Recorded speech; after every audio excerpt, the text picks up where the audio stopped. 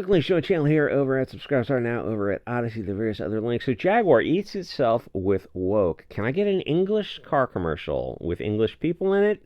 Sir, you're asking the impossible, and you're obviously a Hugo boss. So Jaguar has an interesting history of going from mistakes to mistakes and still somehow remaining in business. In the 90s, they decided that they wanted to compete with these supercars, the Ferraris and Porsches and Lambos, even though that kind of wasn't their area. They had sports cars and sports sedans, and it's like that was they should stick with what they know. But the XKE was back in the 60s, and they could have followed up with that and kept turning it from a sports car into what would become the supercars, but they didn't. So they come up with this 220, but because of budgeting issues, they can't afford to put, well, either their famous V12 in it, or in here they were going to use another company's V12, which is even better. But it's like if you're not into cars, the association of a V12 in a car, it has higher selling ability than saying it has a turbo 6 in it. So the easier way to get into faster supercar territory is to work your way up from sports cars into supercars by just making the two-door sports car they had higher output, and then start adding turbos to just make them faster and faster, and start putting changing the body to get downforce instead of going in this direction. Keep that two-door car, just make it faster, see if the market responds, because they're already used to the body style, and the customer is probably willing to pay more if you're suddenly making the car faster and faster. There's no need to reinvent the wheel and go completely out of your wheelhouse and spend all this money on research and development and marketing for something new. It's incredibly risky territory for a company that wasn't in amazing financial shape to start with. It wasn't a BMW or Mercedes at the time. So they designed this big, pretty much race car, and it was legitimately fast, but it was too big for tiny European roads, and they don't capitalize on the success and name recognition of the V12. Then they spend more money on a tight track racing series to promote the cars, but the 220s were too big for the racetrack, so they kept crashing into each other. So Jaguar was just burning money on bad decisions. They recover from that. They team up with Ford for a while, and their cars improved to where they came out with this supercharged V8 that was very popular and still is. I don't think they were ever going to compete with the master race car Germans, not like on technology and price points, but logic doesn't dictate car decisions. Otherwise, every other car would just be a variety of BMW or Toyota. So anyway, now they're Jaguar Land Rover, and they enter the electric car market due to the popularity of the Tesla and also stupid environmental restrictions that the religious cult, the UN, believes in. And the thing with Tesla is electric cars is what they do. The other companies do ICE.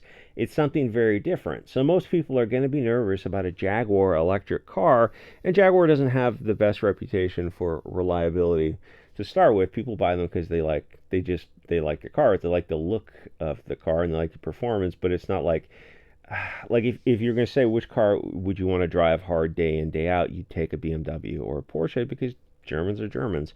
So Jag comes out with a car, and it looks weird, but to be fair, so do a lot of electric cars. I think it's something that would kind of grow on people, sort of a throwback to the XKE or the Datsun 240. And every car company has an electric car, but your safest bet is going to be Tesla. The problems being that people don't like Elon himself, and it's not like he builds the cars. I mean, he just bought a car company. I don't know if it was already named Tesla. But Tesla, the cars themselves have a great reputation, so that would logically be your go-to point. So what's going on is, a few years ago, there are these two different waves peaking at different places. There's the whole BLM, Floyd, gay, trans, rainbow, whatever stuff, but that was actually only peaking for a brief period, and it was peaking in a virtual sense, a virtue signaling online space. It was not in the real world, where people look at freakish Weimar nightmares and they call them such, even if they don't say it audibly, because they'll get canceled and fired, and the bankers will end their accounts. And so the customers were already over the big gay mixed race trans agenda, where Jaguar decided to do a few advertising campaigns, pushing a big mixed race gay agenda. The peak was already over at this time, but Jaguar was behind the curve, and there's a marketing book about that, about companies getting too far out ahead of the curve. I think it's called like the fifth pattern or cycle or something. So instead of being cautious, Jaguar decides to go super gay, and that was not the association. Jaguar, it's a sports car company. People, it's so to mostly men that who are not into this kind of stuff at all. So they go super gay and black and Asian here and all kinds of, at a time when people were not interested in diversity or gay stuff. They were years behind the actual zeitgeist. It was never popular with normal people, but people were okay virtue signaling a little bit. But the movies that pushed all this kind of non-white, woke, and gay were not selling, and that a company that was interested in using this as an ad campaign should have focused very clearly on what was not working, that was using the exact same things they were using. They go, oh, hey, Disney and Warner Brothers are doing this, and they're losing money. You think we should take note of this? No, it'll work this time. Oh, okay, good luck. And the key thing is to follow the money, not the talk, because talk is cheap. People get on Twitter and they say all kinds of stupid stuff. It doesn't matter. They talk about movies all the time. They support these woke movies simply because they've got brown people in it, or they're gay themes or something. They love it, and then you go, so did you go see it in the theater? Because the movie lost $100 million. Oh, no, I guess I didn't see it. I just wanted to say I wanted to see it. Yeah, well, that's reality. So Jag takes what looks like a new wave 80s mod fashion show. No, wait. First, the marketing people do a mountain of the best, purest, cleanest 80s cocaine. Then they get a bunch of diversity hires, including an obese one, which nobody wants. Obesity doesn't sell really anything other than like if it was a before picture for some kind of exercise. Then you got a bunch of these people who are just dressed like idiots with new wave haircuts, and you got this mostly non-white fruity cocaine advertising campaign to sell an English car, and it's just monkeypox, AIDS, stunning, and brave, and people are sick of it. Where your better bet would have been to get a few blonde models and just do a standard car commercial, or focus on the environmental issues of no gas motor. Instead, they're mining lithium with little African children or whatever, but nobody cares about them. It's all about virtue signaling. Electric cars don't really make sense anyway, so get a super skinny young European model and sell whiteness. Sell the idea of the empire, what people around the world look up to. Blonde hair, light eyes, super thin trophy wife in the whitest fur coat and diamonds. Just a cliche 80s commercial of what you'd expect to see selling a Jaguar. Instead, they use groups of people that, no offense, how do I say this? Over the past few years, people have learned that diversity is a globalist plot by the lizard people to replace the English people with foreigners that, anyway, so an English car company would be better off using native English people to sell their cars, not people who are not ethnically British or even European, or I mean, some of these people, they don't even look like Earthlings. I don't think the third world even makes cars, so to use that in an advertising campaign doesn't make sense.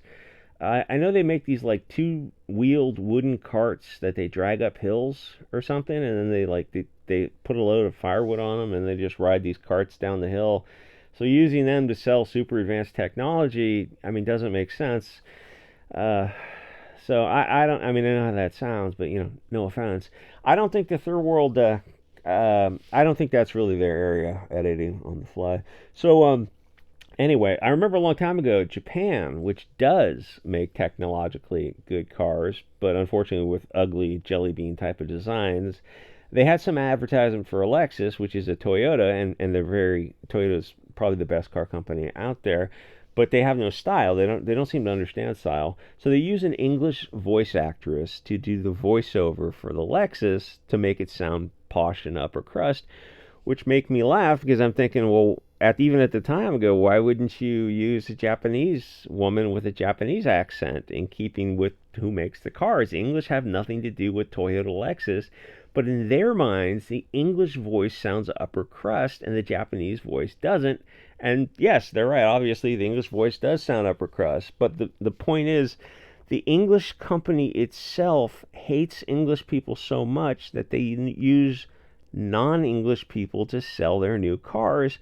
And the Japanese love the English more than the cucked out soy, we'll say, English love the English. And you see that in Japan too with a bunch of other stuff where the West is, what do they call it? The Baizu West? It's a Chinese word, but so the punchline is due to the big gay trans black advertising campaign. They end up firing 500 people, which Jaguar says is totally normal. Well, no, it's not. You screwed up.